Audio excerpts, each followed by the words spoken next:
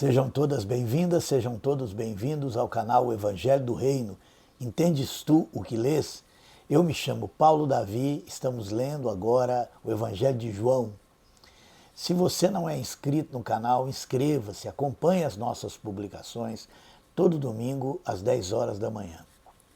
Antes de começarmos, quero mandar uma saudação especial aí aos nossos queridos irmãos do Refúgio e da Religar, em Goiânia. Estão sempre aí conosco, acompanhando as nossas publicações, cooperando juntos, na expansão do Evangelho do Reino. João capítulo 5, verso 1. Depois disso, havia uma festa entre os judeus e Jesus subiu a Jerusalém. Ora, em Jerusalém havia próximo à porta das ovelhas um tanque chamado em hebreu Betesda, o qual tem 5 alpendres. Nestes jazia grande multidão de enfermos, cegos, mancos e ressecados,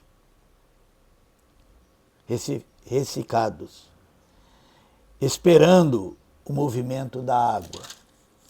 Porquanto um anjo descia em certo tempo ao tanque e agitava a água, e o primeiro que ali descia, depois do movimento da água, sarava de qualquer enfermidade que tivesse. E estava ali um homem que havia 38 anos se achava enfermo. E Jesus, vendo este deitado e sabendo que estava nesse estado havia muito tempo, disse-lhe: queres ficar são?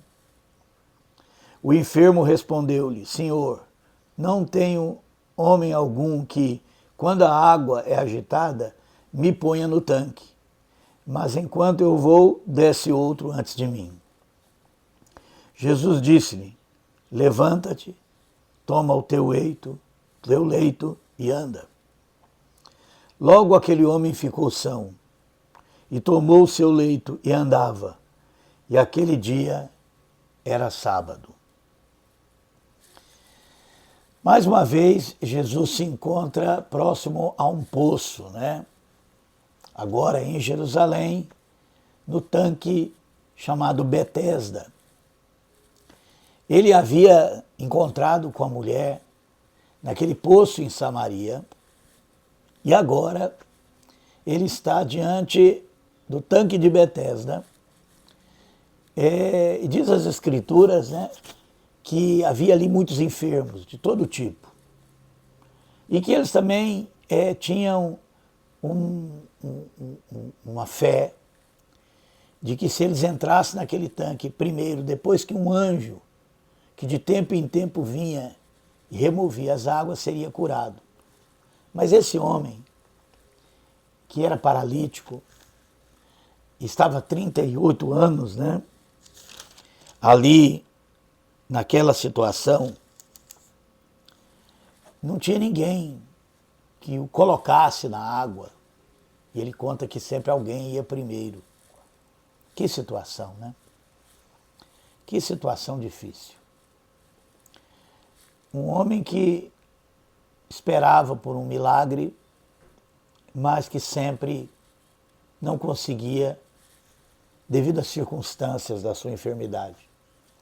E aqui agora, o próprio Deus mostra para ele que estava vendo a situação dele e por isso Jesus estava ali para curá-lo. E Jesus o curou. E o que mais me impressiona é o que vai acontecer da agora para frente, para que nós possamos entender como é que funciona a mente do religioso, como é que funciona a religião. O texto aqui que nós lemos terminou dizendo que aquele dia era sábado. Verso 10. Então os judeus disseram àquele que tinha sido curado: é sábado, não te é lícito levar o leito. Ele respondeu-lhe: aquele que me curou, ele próprio disse: toma o teu leito e anda. Perguntaram-lhe, pois, quem é o homem que te disse, toma o teu leito e anda? E o que fora curado não sabia quem era, porque Jesus se havia retirado. Em razão naquele lugar haver grande multidão. Depois Jesus encontrou-o no templo e disse-lhe, eis que já está ação, não peques mais, para que não te suceda alguma coisa pior. E aquele homem foi e anunciou aos judeus que Jesus era o que o curava. É tão interessante essa passagem, porque aquele homem foi curado por Jesus, sem nem saber quem ele era. Mas agora Jesus o encontra no templo e diz algo que para mim tem muito significado. E é o que ele sempre dizia para todas as pessoas que ele curava. Vai e não peques mais. Nós sabemos que o pecado é de fato o egoísmo humano. Eu gosto muito dessa definição de pecado que eu encontro na obra teológica de Charles Finney. Quando eu li a primeira vez a teologia sistemática de Charles Finney, e ela trabalha inteirinha em torno dessa realidade, nessa definição, que, ao meu ver, é a melhor definição de pecado que nós já encontramos. O pecado é o egoísmo humano. E sem sombra de dúvida, todos os demais pecados que os homens podem cometer é fruto do egoísmo humano. Dessa atitude que o ser humano tem de colocar ele acima de qualquer coisa, de colocar a sua vontade, os seus desejos, suas intenções acima das outras pessoas. Não é isso? Pense em qualquer pecado que você possa imaginar. Você vai ver que ele nasce no egoísmo humano, no não pensar no outro, no não considerar o outro. Não é à toa que Jesus disse que o grande mandamento está relacionado ao amor ao próximo. Porque esse amor ao próximo é a antítese do egoísmo. O egoísmo ama unicamente, o egoísta ama unicamente a si mesmo. E quando nós somos transformados, como nós nascemos de novo, quando nós nascemos de novo, como Jesus falou para Nicodemos, quando nós bebemos da água da vida, como Jesus falou para a mulher samaritana, e como Jesus está dizendo agora para esse homem que havia sido curado, vai e não peques mais. Vai e abandona essa vida de egoísmo. Vamos continuar aqui. Mas os judeus, aquela religião que havia se transformado em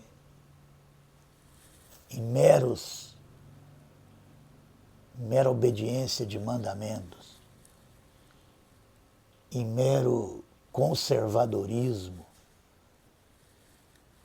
porque é isso que é a religião, né? A religião se pauta por seguir regras e coloca essas regras acima das pessoas. E esses religiosos estavam incomodados com aquele homem carregando aquele leito num dia de sábado. Eles pouco importavam se aquele homem tinha sido curado. Eles pouco importavam que aquele homem carregava um fardo a vida inteira, que aquele homem nunca tinha desfrutado o sábado do Senhor, o descanso do Senhor. E que agora ele, carregando aquele leito, estava mais descansado do que quando ele estava ali todos aqueles anos, preso por aquela enfermidade. Mas a religião não olha isso. Porque para a religião, as regras, as doutrinas, os ensinos, a sua própria sistematização está acima das pessoas.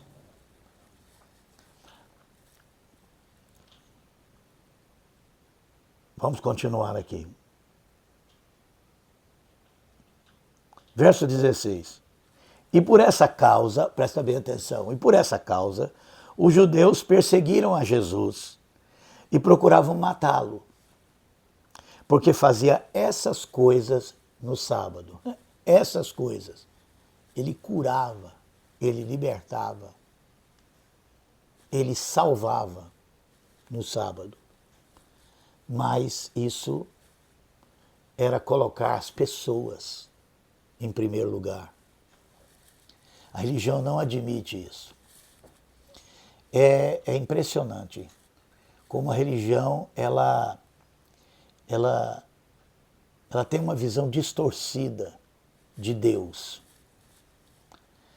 Ela tem uma visão de um Deus egoísta, porque ela é formada por pessoas que ainda estão no pecado, que nunca foram libertos do egoísmo humano. A religião pensa que pecado é a desobediência das normas da religião, das regras da religião, dos seus conceitos morais vazios, que também são centrados numa visão totalmente distorcida, tanto em relação a Deus, como em relação à obra de Deus. Eles ignoram que Deus amou o mundo de tal maneira que deu seu Filho unigênito, seu único Filho, para que todos aqueles que nele crêem não pereçam, mas tenham a vida eterna. Que Deus ama as suas criaturas. E que o Evangelho é uma boa nova para as suas criaturas.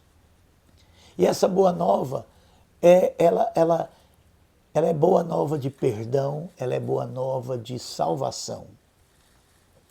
Deus ama os seres humanos, Deus ama todas as suas criaturas.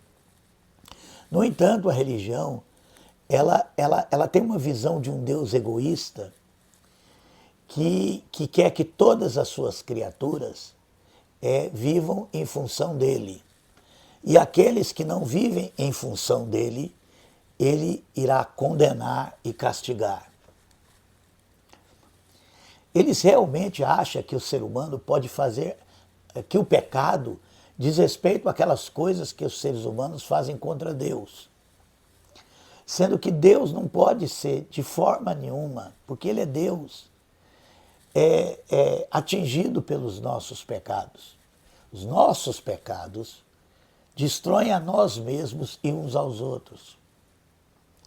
E que isso não tem nada a ver com seguir ou não seguir as regras que um suposto Deus egoísta tenha criado para que ele possa salvar, né, aqueles que ele quer salvar. Essa é a visão que se tem, né? Que Deus é irado contra os seres humanos e que ele, pela sua misericórdia, resolveu salvar alguns, desde que esses alguns andem nas suas regras. É mais ou menos isso que a visão que a religião tem. E isso aparece em todas as religiões do mundo, inclusive no próprio cristianismo, né? Essa visão de Deus, essa visão do pecado. Mas é por isso que lendo as Escrituras, você pode entender que, de fato, o pecado é o egoísmo humano. E é isso que Jesus disse para aquele homem: olha, vai e não peques mais. Vai e não continua vivendo uma vida centrada em você mesmo. Vai e começa a viver e partilhar com o seu próximo, amar o seu próximo. É isso que significa: vai e não peques mais.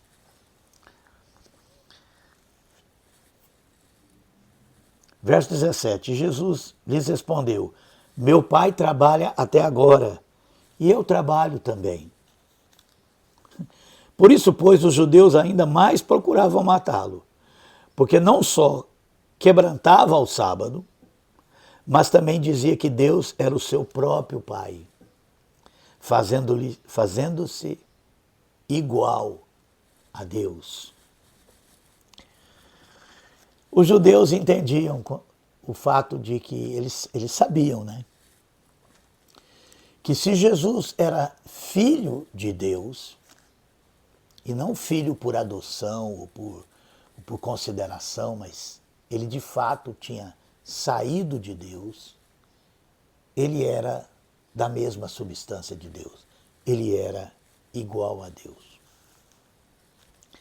E isso era absurdo para a religião também. A religião, ela não aceita isso.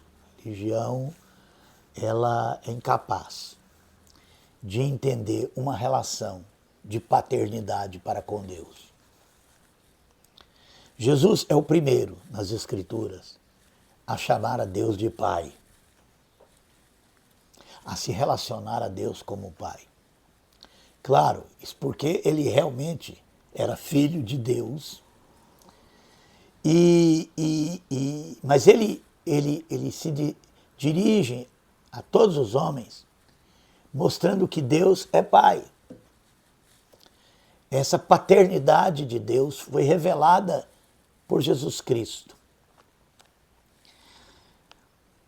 E para os judeus isso era inaceitável. Ele não só quebrava o mandamento do sábado no entendimento deles, na leitura que eles faziam da lei, da letra da lei, e eles também não entendiam essa relação de pai e filho que Deus queria construir com os seres humanos. E por isso ele enviou seu filho unigênito. Por isso Deus saiu de Deus e se tornou homem e veio aqui para revelar aos homens que Deus é Pai. Deus é Pai. E isso é algo difícil para a religião entender. Inclusive a religião só entende que Deus é Pai dos religiosos. Ele não vê, eles nunca entenderam a parábola do filho pródigo. Que Deus continua sendo o Pai de todos os seres humanos. Se não há uma relação de pai e filho, não é por causa de Deus. Né? Não é que Deus não considera todos os seres humanos seus filhos. É que muitos dos seus filhos, por viver uma vida de egoísmo, por ter se tornado, e o egoísmo faz isso, nos torna Deus de nós mesmos, nós passamos a nos servir e ver o próximo nessa perspectiva de que nós é que somos Deus. E de que as pessoas existem para nos servir e fazer a sua própria vontade. E uma pessoa assim, ela não consegue ver um Deus diferente. Ela não consegue ver um Deus que também não seja egoísta. Ela não consegue ver um Deus que não tenha criado todas as coisas para servi-lo, para adorá-lo, para fazer a sua própria vontade. E ai de quem sair fora desse propósito. Essa é a visão que a religião tem. Isso se refere também ao cristianismo de hoje, de que as pessoas precisam voltar-se para Deus, para voltar a servi-lo, adorá-lo e fazer a sua vontade, obedecer seus mandamentos e coisas assim. Era assim que os judeus entendiam naquele tempo Deus e a própria religião e os próprios mandamentos. E é assim também que o cristianismo acabou se tornando, o cristianismo de forma geral.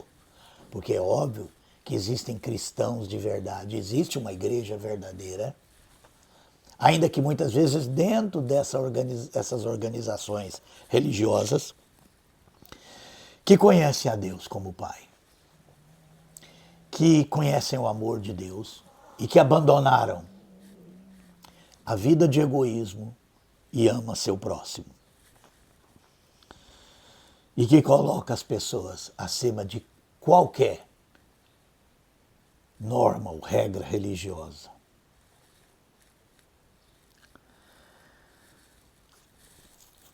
Verso 19. Mas Jesus respondeu e disse: na verdade vos digo que o filho por si mesmo não pode fazer coisa alguma, se o não vir fazer o Pai. Porque tudo quanto ele faz, o filho o faz igualmente. Porque o Pai ama o filho e mostra-lhe tudo o que faz.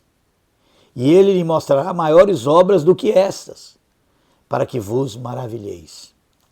Pois assim como o Pai ressuscita os mortos e os vivifica, assim também o Filho vivifica aqueles que quer. E também o Pai a ninguém julga, mas deu ao Filho todo o juízo, para que todos honrem o Filho, como honram o Pai. Quem não honra o Filho, não honra o Pai que o enviou. Na verdade vos digo que quem ouve a minha palavra, presta bem atenção, para nós entendermos que juízo é esse que o Pai deu ao Filho. Na verdade vos digo que quem ouve a minha palavra e crê naquele que me enviou, tem a vida eterna e não entrará em condenação, mas passou da morte para a vida. Esse é o grande juízo, inclusive o único juízo que nós encontramos no Novo Testamento. O juízo está relacionado a Jesus. Muitas pessoas têm um imaginário, né, de que quando Jesus voltar, ele vai se sentar ali, literalmente num trono, e examinar a vida das pessoas, se elas viveram ou não de acordo com os mandamentos, né, se elas viveram ou não agradando a Deus, e aqueles que não viveram, que não se tornaram, não aceitaram a Jesus, como eles dizem, serão lançados no inferno. É mais ou menos isso que eles entendem. Porque eles ainda têm essa perspectiva de que o problema de Deus é contra aqueles que não fazem a sua vontade. E por isso Deus fica muito, muito contrariado por ser desobedecido, ou porque as pessoas não fazem aquilo que ele quer que elas façam. Eles não compreendem que o pecado é uma doença que atingiu a todos os homens e os tornou egoístas. E que esse egoísmo nos destrói pessoalmente e uns aos outros, e a tudo que Deus criou. E que o juízo que foi dado a Jesus é justamente o fato de que quando nós ouvimos a sua voz, damos ouvidos ao Evangelho, nós saímos fora dessa condenação e passamos da morte para a vida. O Evangelho, a cruz de Cristo, Estou falando algo que ainda não aconteceu aqui, mas que nós que conhecemos sabemos. A cruz de Cristo é esse juízo que faz essa separação entre aqueles que continuam vivendo uma vida egoísta e aqueles que foram transformados a ouvir a voz de Jesus. Esse é o único juízo que existe. Esse é o único juízo que existe na nossa vida. Se nós ouvimos a Jesus e deixamos essa vida de egoísmo, ou se nós continuamos viver ensimesmados, nos endeusando e passando por cima dos outros.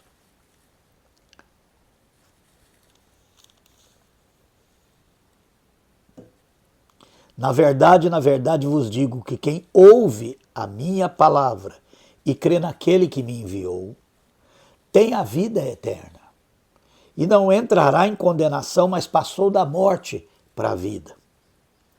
Em verdade vos digo que vem a hora, e agora é, em que os mortos ouvirão a voz do Filho de Deus, e os que a ouvirem viverão. Agora é. Em verdade vos digo que vem a hora, e agora é. Jesus não está falando aqui sobre aquela ressurreição final que acontecerá. Ele está falando sobre uma ressurreição espiritual. Ele está falando sobre o nascer de novo, que acontece quando ouvimos a sua voz. Porque como o Pai tem a vida em si mesmo, assim deu também o Filho ter a vida em si mesmo. E deu-lhe poder de exercer o juízo, porque é o Filho do homem. Não vos maravilheis disso, porque vem a hora em que todos os que estão nos sepulcros ouvirão a sua voz. Agora ele está falando da ressurreição final. E os que fizeram o bem,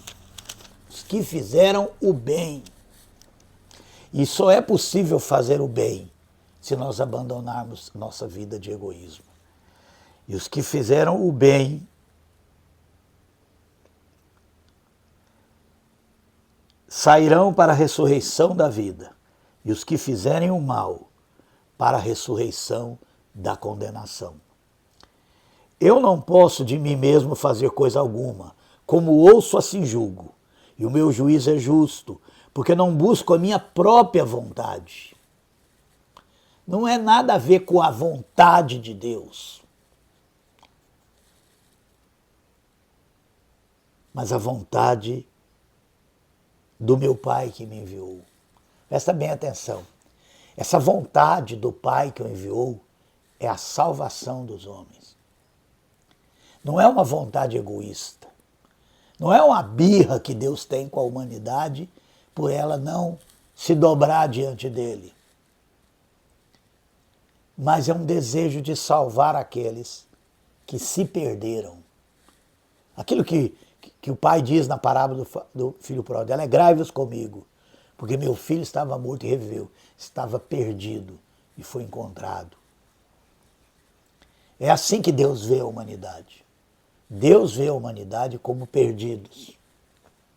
E Jesus foi enviado, não para fazer a sua própria vontade, ou melhor expressando, não por causa de que Deus estava ofendido com a humanidade. Mas a vontade do Pai é a salvação das pessoas, porque Deus ama as pessoas. Se eu testifico de mim mesmo, o meu testemunho não é verdadeiro. Há outro que testifica de mim, e sei que o testemunho que ele dá de mim é verdadeiro. Vós mandastes mensageiros a João, e ele deu testemunho da verdade. Eu, porém, não recebo testemunho de homem, mas digo isso para que vos salveis. Ele era a candeia que ardia e alumiava, e vós quisestes alegrar-vos por um pouco de tempo com a sua luz. Mas eu tenho maior testemunho do que o de João, porque as obras que o Pai me deu para realizar, as mesmas obras que eu faço, testificam de mim, que o Pai me enviou. E o Pai que me enviou, ele mesmo testificou de mim. Vós nunca ouvistes a sua voz, e nem vistes o seu parecer. E a sua palavra não permanece em vós, porque naquele que ele enviou não credes vós. Examinai as Escrituras, porque vós cuidais ter nelas a vida eterna, e são elas que de mim testificam. Jesus aqui fala algo importantíssimo, que as Escrituras, as Sagradas Escrituras, as Escrituras inspiradas, divinamente inspiradas, elas existem para testificar de Jesus, mas os religiosos não conseguem ver isso. Eles só veem normas, mandamentos e um Deus tão egoísta quanto eles. E não quereis vir a mim para terdes vida. E não recebo glória dos homens, mas bem vos conheço, que não tendes em vós o amor de Deus. Eu vim em nome do meu Pai, e não me aceitais. Se outro vier em seu próprio nome, aí esse aceitareis. Como podeis vós crer, recebendo honra uns dos outros, e não buscando a honra que vem só de Deus? Olha isso aqui. Como podeis vós crer, recebendo honra uns dos outros? Isso não é a manifestação do egoísmo? Vamos continuar. Não cuideis que eu hei de acusar para com Deus, vos acusar para com Deus. Há um que vos acusa, Moisés, em que vós esperais. Porque se vós cresces em Moisés, creriam em mim, porque de mim escreveu ele. Mas se não credes nos seus escritos, como crerei nas minhas palavras? Aqui Jesus deixa tão claro isso, que as Escrituras testificavam dele, que tudo apontavam. Por quê? Porque um Deus que ama enviaria um Salvador. Porque era essa a grande questão. Era um pai que seus filhos se perderam e que enviaria o Messias, o Salvador, para trazê-lo de volta. E todos aqueles que ouvissem a Jesus teriam vida eterna. Esse é o grande juízo de Deus. Essa é a condenação.